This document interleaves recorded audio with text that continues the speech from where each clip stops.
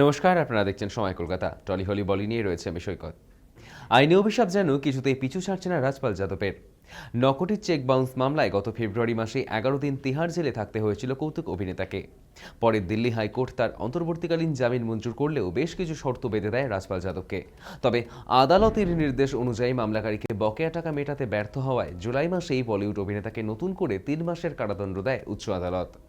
এবার জানা যাচ্ছে, central bank of India Mumbai শাখা থেকে স্ত্রী রাধা যাদব এবং মা গোদাবরী দেবীর নামে 16.61 কোটি টাকার ঋণ নিয়েছিলেন রাজপাল যাদব, কিন্তু সেটা পরিশোধ করতে পারেননি। বছর দুয়েক আগেও রাজপালকে সতর্ক করে পৈতৃক বাড়ির নিলামের নোটিশ দেওয়া হয়েছিল, যদিও সে সময় অভিনেতার সঙ্গে ব্যাংকের সমঝোতা হয়। তবে পরবর্তীতেও ঋণ শোধ করতে পারেননি রাজপাল যাদব। সেই প্রেক্ষিতে এবার অভিনেতার শাহজাহানপুরের বাড়িতে নিলামের নোটিশ ঝোলালো ব্যাংক কর্তৃপক্ষ।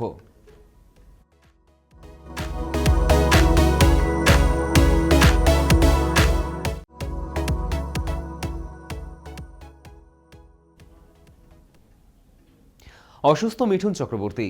বাইপাসের ধারের একটি বেসরকারি হাসপাতালে তার হাতের অস্ত্রোপচার হয়েছে।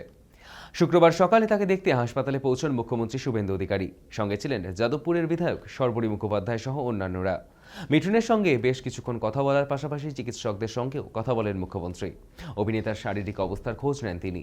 হাসপাতালে ভর্তি হওয়ার খবর নিজেই সমাজ মাধ্যমে ছবি পোস্ট করে জানান শুভেন্দু। হাসপাতাল সূত্রে খবর, অস্ত্রোপচারের পর আপাতত সুস্থ রয়েছেন মিঠুন। সবকিছু ঠিক থাকলে 2-1 দিনের মধ্যেই তাকে হাসপাতাল থেকে ছেড়ে দেওয়া হতে পারে। মিঠুনের দ্রুত সুস্থতা কামনা করেছেন তার অনুরাগীরা।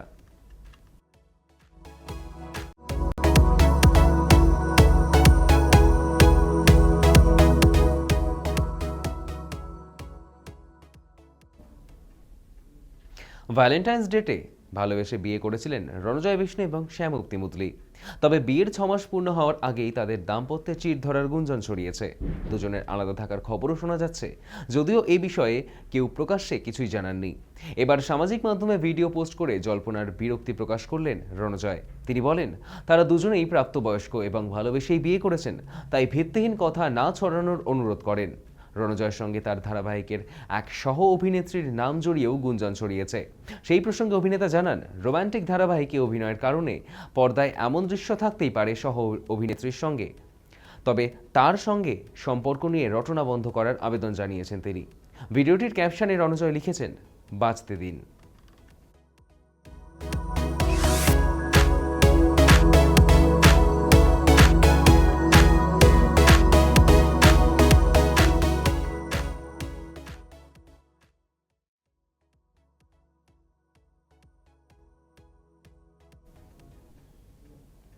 দিন কয়েক আগে নেটফ্লিক্সে মুক্তি পেয়েছে মুসাফির ক্যাফে। এখন সকলের মুখে মুখে ঘুরছে সুধা, চন্দর আর প্রীতির নাম। সিরিজটি দেখার পর অতীতের হাতড়ে প্রাক্তন স্ত্রী অর্থাৎ ইনফ্লুয়েন্সার সুস্মিতার একে তোপ দাগলেন সব্যসাচী চক্রবর্তী। মাস কয়েক আগে দুজনের বিচ্ছেদ নিয়ে তোলপাড় হয়েছে সোশ্যাল মিডিয়া। সব্যসাচী সোশ্যাল মিডিয়ায় তার প্রাক্তনের আগের একাধিক বিয়ে নিয়ে মুখ খুলেছিলেন। সুস্মিতাও তার স্বামীর চারিত্রিক দোষ তুলে ধরেছিলেন সকলের সামনে। পরবর্তীতে আবার বিয়েও করেন সুস্মিতা। এটি তার চতুর্থ বিয়ে। বিয়ের 6 মাস পেরোনোর আগেই মা হয়েছেন সুস্মিতা, তা নিয়েও কম বিতর্ক হয়নি। মুসাফির ক্যাফে দেখার পর বিয়ে নিয়ে ইঙ্গিতপূর্ণ মন্তব্য করলেন সব্যসাচী। সিরিজের সুধা কতটা ঠিক বা ভুল তা বোঝাতে গিয়ে তিনি লিখেছেন, সবসময় কারোর একটা দোষ হতেই হবে সেটা নয়। 5-6টা বিয়ে করার চেয়ে বিয়ে না করাটাই বেটার নয় কি? আসলে বিয়ের কয়েক বছরের মাথায় প্রাক্তন স্ত্রী ও সব্যসাচীর মধ্যে দূরত্ব তৈরি হয়েছিল। ডিভোর্স হয়নি, তবে তারা আলাদা থাকছিলেন। শোনা যায়, সেই সময় এক ব্যবসায়ীর সঙ্গে সম্পর্কে জড়িয়েছিলেন সুস্মিতা। পরবর্তীকালে সেই সম্পর্ক ভাঙে, ফের সব্যসাচীর কাছে ফিরে যান সুস্মিতা। নতুন করে শুরু হয় সংসার, কিন্তু সেই সংসার দীর্ঘস্থায়ী হয়নি। চলতি বছর মার্চ মাসে ডিভোর্স হয় তাদের।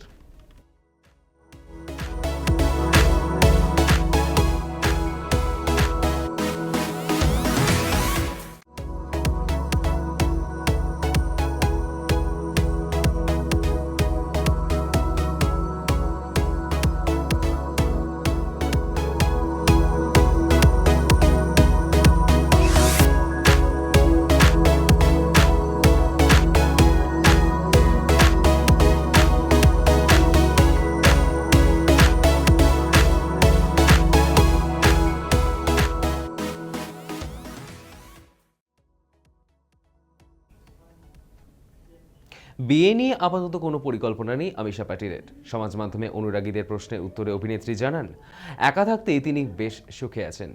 তার জীবনে পরিবার ও ঘনিষ্ঠ বন্ধু মিলিয়ে প্রায় 100 মানুষের ভালোবাসা রয়েছে।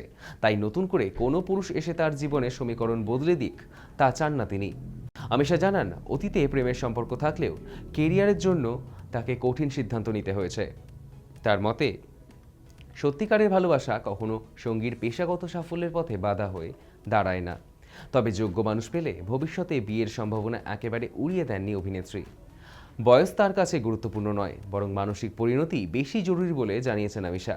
প্রসঙ্গত, অতীতে পরিচালক বিক্রম ভট্টের সঙ্গে তার সম্পর্ক নিয়ে সবচেয়ে বেশি আলোচনা হয়েছিল।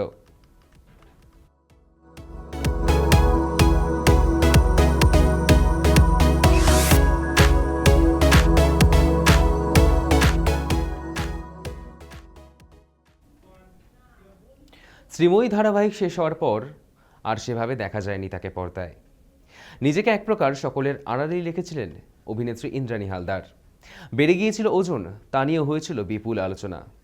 পড়ে গিয়ে কোমরে চোট পেয়েছিলেন, যার ফলে ঘরে ঘরে জি বাংলা অনুষ্ঠান থেকেও সরে আসার সিদ্ধান্ত নিয়েছিলেন। কোমরে এই চোটের জন্যই পুরোপুরি গৃহবন্দী হয়ে গিয়েছিলেন অভিনেত্রী। প্রতিদিনের জিম, ব্যায়াম সব বন্ধ হয়ে যায় চিকিৎসকের পরামর্শে। ইন্দ্রাণী জানান, তার ওজন বেড়ে প্রায় 75 কেজি হয়ে গিয়েছিল। মাঝে চেষ্টা করেছিলেন জিমে যাওয়ার, কিন্তু তাতেও কষ্ট হতো।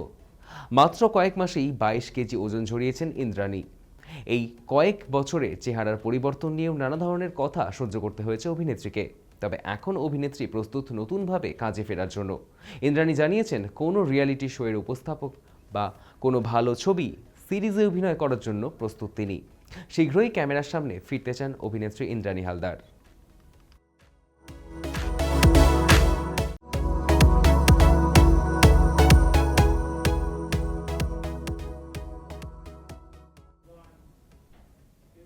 টলি হলি বলি এখনকার মতো এই পর্যন্তই। দেখতে থাকুন সময় কলকাতা। সময় বলবে সময়ের কথা।